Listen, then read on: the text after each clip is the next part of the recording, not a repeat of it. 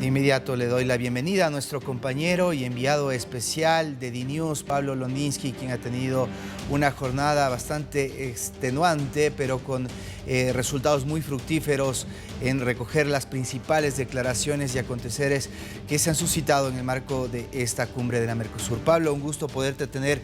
junto a la audiencia de DNews en América Latina. Cuéntanos cómo ha cerrado esta jornada en donde en la parte de la víspera pues tuvimos la participación de cancilleres y también de los ministros de Economía. Se sabe que estuvo Pablo Massa, una importante participación que también seguramente nos reseñas a continuación. César, ¿cómo te va? Buenas noches. Desde el hito de las tres fronteras, aquí en la triple frontera, Argentina, Paraguay y Brasil, con este balance de lo que ha sido esta primera jornada de reuniones de ministros de Relaciones Exteriores y ministros de Economía del Mercosur, con mucho, quizás más de lo esperado, en algo que podía aparentar en lo previo, podía pasar como inadvertido o intrascendente. En definitiva, estamos ante una nueva cumbre del Mercosur que deja rispideces y discursos álgidos. Tal este nuevo enfrentamiento que han vuelto a protagonizar Uruguay y Argentina, quienes han polarizado la atención en esta primera jornada, en primera instancia, por lo que manifestó temprano a modo de inauguración y de balance de esta presidencia pro tempore el canciller argentino Santiago Cafiero, haciendo una reseña de lo que han sido estos 6 meses de trabajo, presidencia pro tempore que finaliza en la próxima jornada cuando Luis Ignacio Lula da Silva asuma por los próximos 6 meses la presidencia del bloque. Uruguay discrepa con la visión y con los aportes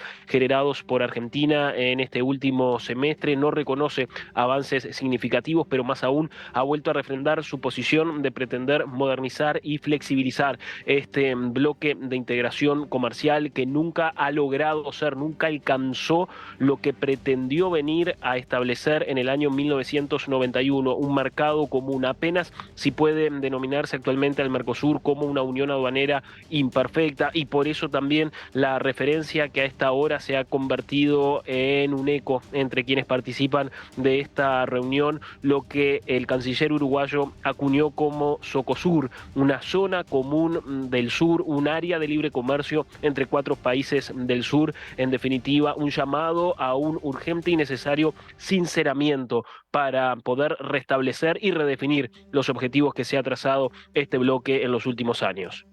Pablo, en lo que tiene que ver la prevalencia de la Mercosur en el mundo, el tema con la Unión Europea es central. En ese sentido, ¿hay pronunciamientos que nos puedan advertir si finalmente ese acuerdo llegará a buen puerto? No.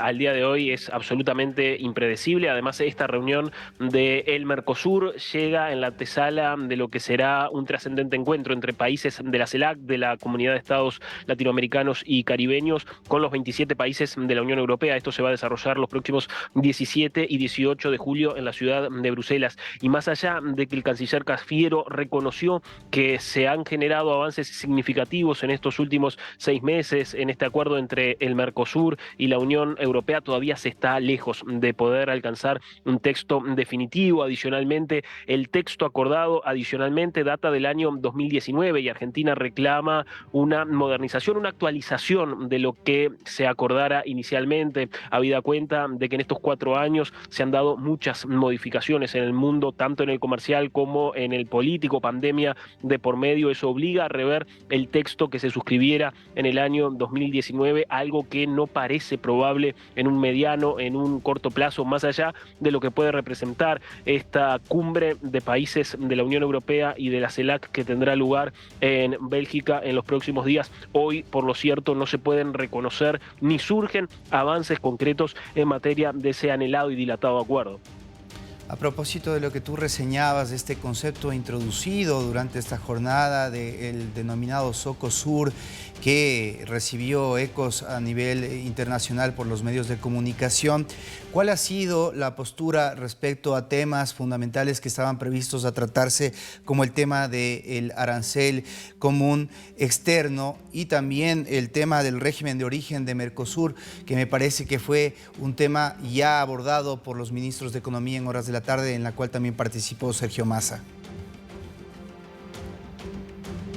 Sí, En materia de encuentros entre ministros de Economía, ministros de Hacienda, presidentes de Banco Central, surge un mayor consenso. Habitualmente se ha dado como norma en estos últimos años de que los acuerdos se simplifican cuando los que se reúnen son los responsables de la economía y no los responsables de la política exterior. Eso ha vuelto a refrendarse en esta jornada porque, tal como lo reseñás, en materia de denominación de origen, en materia de arancel externo común pueden distinguirse algunos avances, aunque limitados. Hay que establecer que el arancel externo común viene ciertamente perforado por lo que son intereses individuales que cada uno de los países socios ha venido a interponer, pero es muy perceptible de qué manera entre ministros de Economía, ministros de Hacienda, hay mayores consensos, mayores facilidades para generar avances y acuerdos, lo que no se replica a nivel de política exterior, cuando son los cancilleres los que discuten sobre el futuro y sobre el destino de este bloque. ¿Cuál es la expectativa para el día de mañana, en donde se advierte ya la presencia de los presidentes de la República, la visión política que tendrá esta Mercosur, que tiene como un ingrediente adicional el retorno de Luis Ignacio Lula da Silva, y advertir que probablemente también se pronuncie sobre el tema del retorno de Venezuela, un planteamiento que ha quedado pendiente? Ya vimos las críticas que se originaron cuando hubo la cumbre de los países de la UNASUR. ¿Qué se espera para mañana, Pablo? No, este último aspecto no aparece contemplado dentro de las posibilidades. Venezuela, suspendido como Estado de pleno derecho del mercado común del sur, permanecerá de ese modo porque los países al día de hoy no consiguen un consenso como para poder abordar esa situación, más allá de los intereses particulares que tiene Lula para con el régimen de Nicolás Maduro y de lo que vino a manifestar semanas atrás en Brasilia. Venezuela seguirá suspendido porque hoy ni Uruguay ni Paraguay consideran que estén dadas las condiciones como para propiciar un reingreso de ese país al bloque, dado que no cumple con la cláusula democrática, lo que se acordó en Ushuaia en el año 1998. Venezuela no cumple con esos requisitos que son indispensables para ser miembro pleno. Es verdad que es el retorno de Lula que se ha transformado en un autoimpuesto vocero de la política exterior latinoamericana, con la agenda que ha mantenido a nivel internacional en los últimos meses. Eso, más allá de hacerlo de la presidencia pro tempore del bloque, no lo transforman en un vocero calificado, ni mucho menos de todos los socios, porque su visión no está contemplada de igual manera, particularmente por Uruguay y por Paraguay, en materia de agenda y de política exterior. Entonces, la presidencia pro tempore de Lula llega en ese contexto, coincidiendo con la presidencia pro tempore que va a ostentar España de la Unión Europea, pero en definitiva sin que esto pueda ser señal de avances concretos que se puedan llegar a generar en los próximos meses. La particularidad que se presenta con el caso paraguayo: llega Mario Abdo Benítez acompañado del presidente electo Santiago Peña, va a estar el anfitrión Alberto Fernández, está arribando dentro de unos 60-70 minutos el presidente de Uruguay, Luis Lacalle Pou, y además estará también presente el presidente Luis Arce del Estado Plurinacional de Bolivia, Estado asociado del Mercosur. Bien, Pablo, lo tuviste en una entrevista en exclusiva al canciller uruguayo Francisco Bustillo, quien te decía que más allá de que lo trascienda el hecho de que Uruguay tendrá que pensar si permanece como un Estado fundador o pasa a ser un Estado asociado, en la Mercosur esta discusión está en el tapete y mi pregunta va en ese sentido. ¿Consideras en el análisis general que la gran conclusión que deja esta cumbre número 62 es que la Mercosur se debilita a futuro, o habrá una posibilidad de integración real que incluya a Uruguay como lo vio nacer, como Estado fundador?